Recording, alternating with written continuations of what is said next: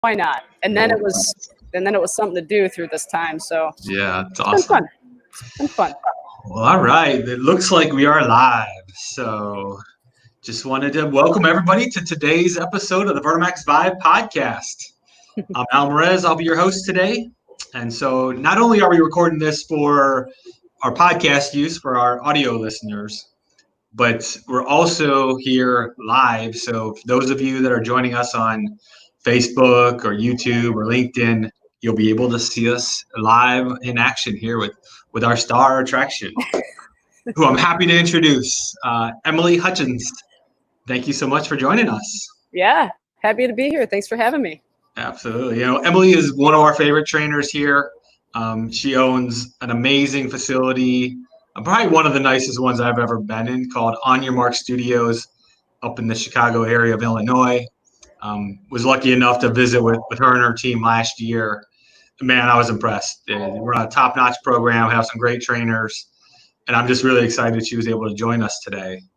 So again, Emily, appreciate you coming on and joining us. Thanks. I'm excited to be here. I was very excited when our paths crossed about partnering together and bringing VertiMax to On Your Mark. It's been an extremely high-level equipment and high-level training to have at the gym. So we appreciate being part of the team.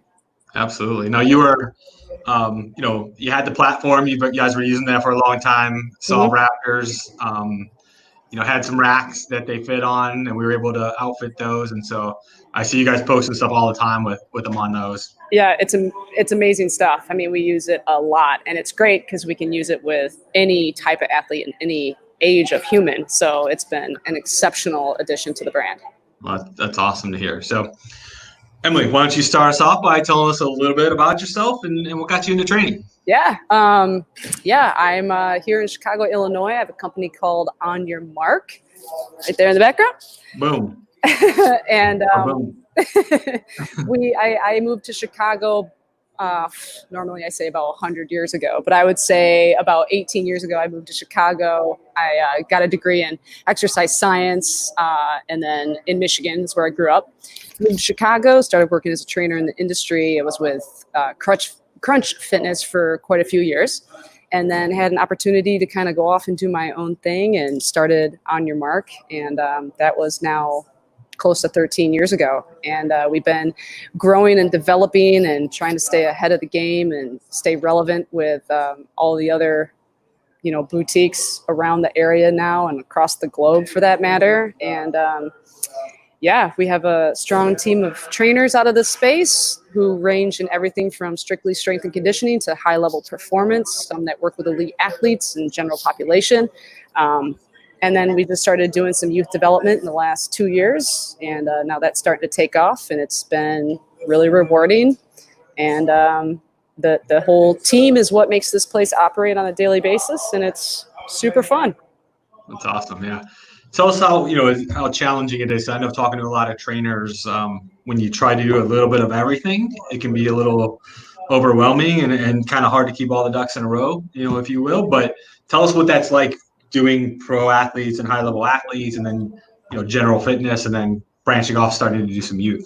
Yeah, it's fun. I think it's great because it kind of keeps you on your feet as a trainer. It's one thing to have the Julie Ertzes of the world come into a space and kind of understand how, training works for them and what they need to be doing at a super high level. But it's also great to have youth athletes coming in who are just getting incorporated into their sport. And then on top of that, just general population. We always wanted to create an environment where you can have someone who's never stepped foot in a gym before and the elite athletes of the world all train in the same space. Because I think everybody deserves that same high-level experience that those high-level athletes get. And I think that that's really important for people who are stepping into a gym. But it's fun. Yes, it's a lot of work. It's definitely making sure that you have your education in place, that all the trainers understand, this is what you're really good at. So we're going to really put you in this role to develop this youth concept. We're going to put you in this role to really work on the strength conditioning element, or we're going to put you in this role to really fine tune the mobility and recovery element of what our what everybody needs. Because at the end of the day, if you have a group of people who are general population just doing a strength and conditioning class, there's still an important post-workout recovery element that needs to be brought into the mix. So education's always been a big factor when it comes to making sure that all of the trainers and staff are working at a high level together in order to put clients in the position of being successful across the board. So it's a lot of juggling different personalities. There's a lot of juggling different strengths and weaknesses for that matter. But that's also kind of the fun piece of it too. Yeah, fun's is an awesome word to use because, when you're training somebody new, they definitely don't know the value of an awesome dynamic warm up, warm down, and how beneficial that is to you. A lot of them just feel like, hey, I'm going to go work out for an hour. Totally. I think that's going to work, and it won't. Right. It's definitely a formula. I think I've never been the type of person to say, oh, what you're doing with that person is wrong, because everyone, there's no necessarily wrong way of programming things. And that's the beautiful thing about training is there's a lot of diversity amongst trainers in terms of how they piece things together. But I think what's important is when you have a team of people, you're all willing to work together in order to make sure that programming makes sense and that, the client, regardless of their skill set, is able to have a high level experience every time they come in. Yeah, no, I get it.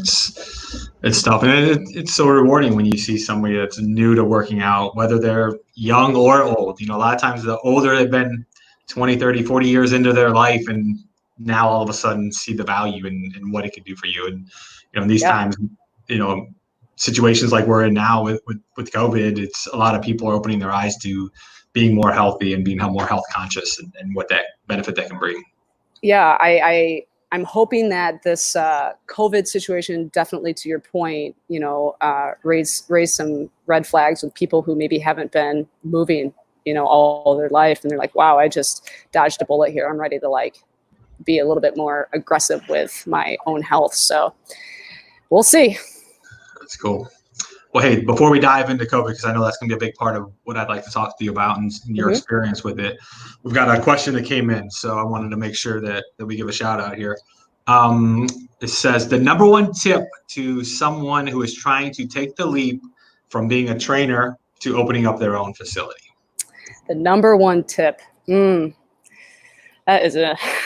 It was 13 years ago. I don't know if you remember, what it was like. But Oh, I do. And I'll be honest with you, this might sound corny, but it's all about who you surround yourself with. It's all about the team. I was never I didn't major in business. I don't have a business bone in my body. But what I can tell you is it's all about who you surround yourself with and making sure that you have similar, I don't know what the word is, visions, I guess. You have a similar vision. You work well together. That's a big piece of it. But you're also willing to be empathetic to learning new things from other people and be willing to bring in people who are better than you at some things, in order to continue to develop and grow. And then that's another big piece too. It's just, it doesn't stop once you open your doors. It's a continuous thing. So it's about surrounding yourself with a group of people who support your concept and you all work well together. And then being able to bend a little bit. You're not always going to agree on everything in business, but as long as you have people who you can bounce ideas off of, or who just support, the vision, and you'll be in a good place. Those are great points. And you don't want to surround yourself with a bunch of yes men or yes women that are just going to go with everything you say, because you want somebody to challenge you and you want somebody to think outside the box and disagree with you, and obviously in a way that's beneficial for each of you. We deal with a lot of that here. It's Absolutely. great. And some of the most successful business guys or business women in the world will tell you that, bringing in people that are smarter than you and better than you at things is challenging and difficult at times. But if you want to go to where you want to go as an organization, you can't be the smartest in all aspects. Absolutely. And I'm also a big fan of the whole why concept. You definitely have to have your why. Why are you going to do what you're doing versus the how and the what? I'm a big believer in that whole TED talk, just in terms of having a vision and having an understanding of why you're doing what you're doing. Yeah. Gotta love Simon Sinek. Oh man, love that guy. Awesome. Well, hey, we hit on this, briefly before, but obviously we were all affected by COVID in one way or another. Gyms were shut down for weeks or months, and our business and other businesses were shut down or having to work virtually. Tell us a little bit about what it was like in Chicago, and then, how did it affect your organization? Yeah, it was interesting. It was a lot of scrambling. It went from like, how big of a deal is this to we're shutting down.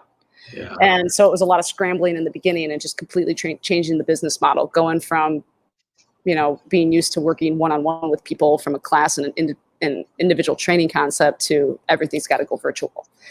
So that was interesting, especially when we never did virtual before. I've never been an online trainer.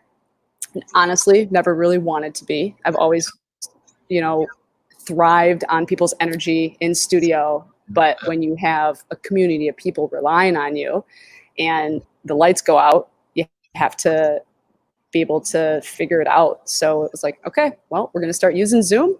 We're going to create a class schedule so that people have access to a couple different workouts a day. And we lent out probably, I would say 85% of our dumbbells and kettlebells went out the door. Yeah, that's awesome. We lent out spin bikes. I mean, it was just like, okay, come in, take it, go. We'll see you. It was a lot of shuffling things around in the beginning, but we made it work.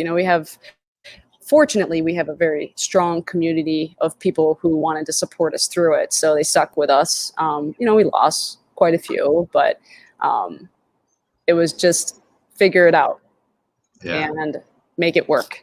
You have to, but that's the industry. You have to be able to evolve, and the industry, regardless of COVID or no COVID, it's always changing, and you always have to, again, going back to that education piece, making sure that you're staying ahead of it. So but we got through it.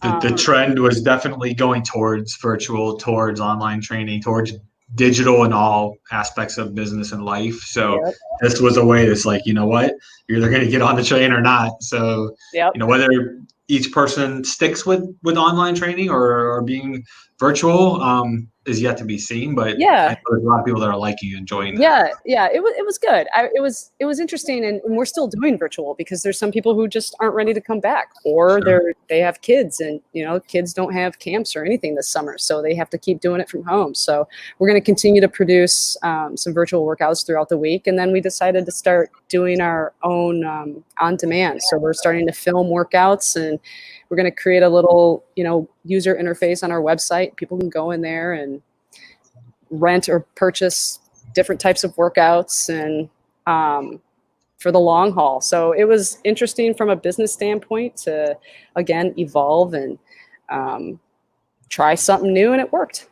So that's great. One of my next questions is going to be, did you implement anything into your daily life because of this that's going to stick long term? Because I know there were some facilities that just shut their doors, stop memberships, refunded memberships, or pause memberships or whatever it was, and then say, hey, we're going to open up when we can. And then there were some like you that evolved and made the best out of it. And hats off to you. But so do you see like the on demand or some stuff like that sticking, long term?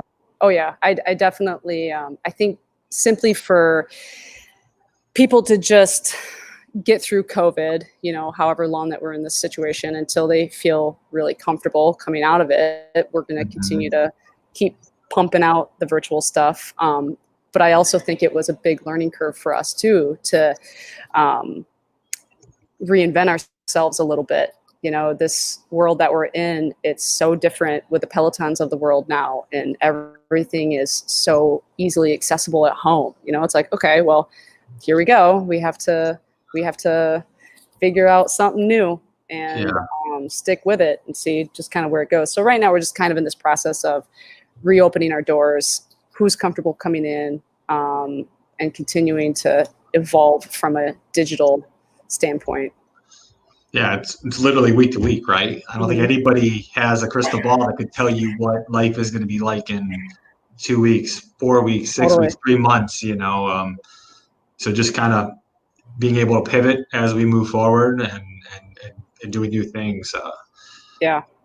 Yeah. And so how about yourself? Anything, specifically on a, personal growth or anything that came out of COVID that you maybe never thought you'd be doing and that you started or did that sticks out? Well, I started a podcast too. There you go. Taking I our job. Yeah, I started a podcast with some of my teammates here, and we're just trying to pivot differently in terms of conversations in the industry and how anything and everything affects the industry, and even bringing in clients and talking about their experiences with strength and conditioning. And we've had some interesting conversations with people we've had some pro athletes on to. I had a conversation with a woman who's 75 years old and got involved in triathlon in her late 50s, So just interesting conversations. That's the podcast thing is definitely something I never saw myself doing. But, I brought out my inner millennial and here we are. It is much easier than you think it's going to be when you actually get in there and just start talking, right? Yeah. It's kind of fun. It's kind of fun. Well, I appreciate it. Hey, we got a bunch of people jumping on, a bunch of comments here. Thanks. I got a note here from Brittany. She says, how incredible that you were able to transition into this new way of life to serve your community. It's a hard thing to do. Yeah, it's tough. Thanks, Brittany. Thanks. Yeah, but we want everybody to be involved. We want everybody to move. So a lot of it too is just keeping our own community moving. And then we found ourselves reaching people who we maybe would have never reached before. So it was like, oh, wow, I have somebody taking an Instagram live class with me from England. It's 9:00 their time, just stuff like that. And it's like the power of training is global. It's like we all speak the same language when it comes to training. So it's pretty powerful. And whether it's, there's many different aspects of training, many different styles of training. And, as long as you have the client's best, interest in mind, there's a lot of different ways to get to the finish line. Absolutely. You mentioned England. We've got some folks from Greece joining us, giving us a shout out. Spiros awesome. from Greece. Thanks for joining us. And then awesome. Brittany actually just asked, what's the name of your podcast? So those that want to check it out. Yeah, it's called Inside the Huddle. Inside the Huddle. So Inside the Huddle. Yeah, here at the gym, we're very much about teamwork and what it takes to develop from a business standpoint as well as a non-business standpoint. It's all about the huddle. So it's called Inside the Huddle. I love it. We have a once a week morning meeting with our whole sales staff, marketing staff, and we call it the huddle, the morning huddle. See, very similar. I like it. Cool. So I was going to ask you were talking about movement, and I know you're a big movement fan specialist. And so walk us through kind of what movement means to you and why you care so much about it. Man, that's a great question. Movement means a lot, but we're given this gift of movement. And I think as we age and develop, I've always been the trainer with the mindset of I want to be able to, I was a runner when I was young. I want to be a runner when I'm 80. That's the sport that always spoke to me the deepest I guess. But when it comes to being an athlete, we always have to contend with things such as injury or overtraining or, you name it. And that's anybody, regardless of how athletic you think you are or are not, I should say, you're an athlete. And movement's so incredibly important. And human beings are meant to be dynamic. So it's very important that we train in that capacity in order to be able to maintain whatever kind of sport it is that we're doing for the majority of our lives. And maybe that sport transitions into something different later and you start coaching that sport when you're not participating anymore. But movement is more or less understanding how your body is meant to move and function and how that translates to longevity. So again, when I'm old and, not as maybe athletic as I am now, I still want to have that same mindset, and I still want to be able to understand the importance of movement. So I always put that into my clients' first thought when they come in. It's, okay, how are we going to focus on training long-term? Because it's really those little short-term victories that translate to that long-term health. And movement is number one.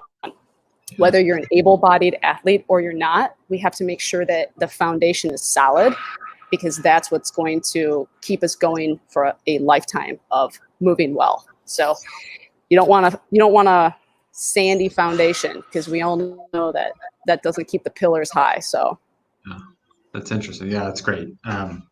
Couldn't agree more. It's interesting to hear you say, because I know you've mentioned movement a lot, and I see it on your website and your posts and stuff. So it's good to hear it straight from your voice. Yeah, and I think it's interesting too. Like, I was fortunate enough to go to school and study exercise science. A lot of people don't get to study exercise science. Maybe they majored in, I don't know, economics, but you have a body. So I like to take what I learned and teach you how your hamstrings work, because I have hamstrings too, So it's like, this is what your hamstrings do. This is what your core does. Da, da, da. This is how everything works together. I think it's everybody in their own right has the right to be an engineer or learn how your body moves. So I could go on that forever. I'm sure. Well, if anybody has any questions, feel free to fire them over. I see some coming more in, so I'll jump in here. Thanks, Jesse. Here comes a question. Any education opportunities that you suggest to do? Any certifications, workshops, or anything that's really stuck out to you over your history or experience? Well, I mean, of course, the VertiMax. There you go. Start there. I think I honestly, not even just because you guys are at VertiMax, but the VertiMax workshop was amazing. It's a piece of equipment that I think is extremely important to understand in the industry, especially from a performance standpoint, if anybody out there is getting involved in performance, because again, the equipment can be used for any type of athlete. And that's one huge reason why I'm such a big fan of it. And then I'm always a big fan of, from a certification standpoint, NASM. They've done an excellent job over the years from an education standpoint of doing different types of certifications, from performance to corrective exercise to just the standard personal trainer. Now they're starting to do more nutrition and all that good stuff. NASM's always been super high level. ACSM, CSCS, those are some of my favorites as well. Workshops, I mean, I like to participate in anything when it comes to a workshop, just to see what's out there. I like to sometimes even go into workshops a little naive, not knowing a lot about them. So I think from a workshop standpoint, the more the merrier. Absolutely. And the more tools you can put in your toolbox, Totally.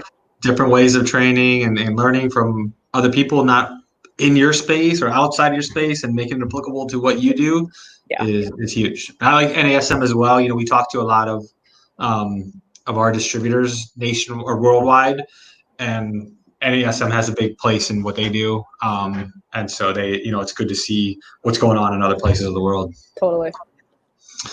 Okay, we got some more questions here. Let me see what Kevin has to offer. Thanks for asking, Kevin. It says, how has mobility and flexibility played a role in your training with clients during these times? With people wanting to rush into things like now as things are opening, how important is this to slow down, get back slowly into the normal training? Great question, Kevin. Yeah. Very applicable. Excellent question. This has been very interesting, because while at-home training has been great to have access to that, it has also become a little frustrating, because it can be a challenge to program only body weight if people don't have access to anything, even a dumbbell. And it's also challenging to program when they only have a couple sets of weights. So we have found that people also are training too much simply for something to do, and simply for the just relieving of stress, which is great, but that can become problematic, as we all know. That can send you into a different type of overtraining mode. So mobility has been huge with us. We started implementing pretty early on 2 mobility classes per week for all of our students. Simply because people also weren't leaving the house as much. So there's a lot more sitting when they already have a desk job. They're not getting their steps in. They're not, going out for lunch. So there was a lot more just static, nothing to do. So backs were hurting, hips were hurting, everything. People were getting too tight. So we right away tried to implement as much mobility into our week as we could. And even coming back, now that we're reopened our doors and getting people in, we've always done a great job making sure before and after everyone's sessions that they're getting proper warm-ups in. And a lot of times our warm-ups, it takes 25, 30 minutes. And just making sure that is always first and foremost. And then at the end, we have a recovery lounge, making sure that they're either jumping in the boots or getting on the hyper ice or whatever it is, or just stretching out, foam rolling, all that good stuff. Because there was quite a bit of mobility and flexibility issues during that quarantine. And then there was even the people who never worked out that all of a sudden started running 5, 6, 7 days a week. And I'm like, God, you're gonna hurt yourself. But again, it was kind of like, thank goodness people were moving, but at the same time, it was a little tough because people were moving too much, or they went from doing, they went from 0 to 100. So we worked it out, but that's a great question. It was very important. It should always be important. Right. No, that makes sense. It's funny because we have a field here at VertiMax. We would go out and run a lot. I bring my son up here and we'd run around, throw the ball around or whatever. And we finally brought one of his friends over with us this past week. And like 10 seconds into the just warming up and playing around, he's like, man, I can't remember the last time I ran. It's been 5 weeks. Right. And I was thinking all the kids were the same out in the backyard running around doing things, but everybody's been treating the locked in a little bit. I mean, especially for kids too, it's tough when kids went from being in school and being super active in some situations or having camps, and now there's none of that. So activity is a big piece. And now camps are here in Florida. Camps are starting again. They're still going to, obviously keep spacing, and I'm anxious to see what a typical 1 week football camp would be. Is lots of running, lots of jumping, and I'm afraid, like you're saying, a lot of these kids haven't been doing that. Yeah, hopefully they take it slow. And absolutely, we're hoping to start to see some kids coming back to our youth training, because a lot of them here at camps are. Yeah, I have not heard of one happening. So we'll see. It's a little different, I think, state by state. Yep. Well, all right, Emily. Well, is anything last before we wrap up? Anybody has any last minute questions? Go ahead and fire them over. We're gonna probably wrap up here in a minute or two. Anything specific you want to talk about, or before we break? I mean, yeah, I think we covered some good stuff. I definitely want to, whoever's watching this, encourage people, to keep moving, especially as we're coming out of this COVID situation. But make sure that you're taking some time to work with somebody, reevaluate your training regimen, make sure that, what you're doing is works for you and is ideal for you to, come back from COVID safely, because of, you might've been doing a ton of push-ups and lunges and squats, but now it's time to get into a little bit more non-linear work, which you haven't been doing. So just take the time to reevaluate your program and find somebody out there that's willing to help you get back to where you were. Cool. That's good stuff. Hey, one last question just came in here, and then I have a question before we break. IT asks, how do you balance and prioritize your own training with your responsibilities at On Your Mark? It's tough sometimes. I'll be honest, I probably trained more during the quarantine than I have in a couple years, but it's tough, but it's important. It's extremely important that I take at least 4 or 5 days during the week to take an hour or two to take care of my own self, because you gotta, you're gonna talk the talk, you gotta walk the walk a little bit too. So it's also, I use myself and some of the trainers here as guinea pigs, for trying new stuff, especially like, bringing VertiMax in here. Let's really mash our brains together and learn some new things. So it's important to take as much time as possible to continue to learn new concepts, because we like to use those different concepts with clients, and keeping our education up and keeping ourselves sharp. So taking the time to prioritize it is extremely important. Very important, definitely. All right, so I have one final question. It's probably a question that you get a lot, because I know inevitably whenever we post a video of yours, somebody jumps in on a comment and asks the same question. So, and I don't know if anybody that's on the live stream now is going to appreciate it, because we have that logo covering your head, your hair area. So I don't know if everybody's going to appreciate it, but everybody wants to know what type of product you use in your hair, because you by far have the best hair on the internet. So you win the internet when it comes to that.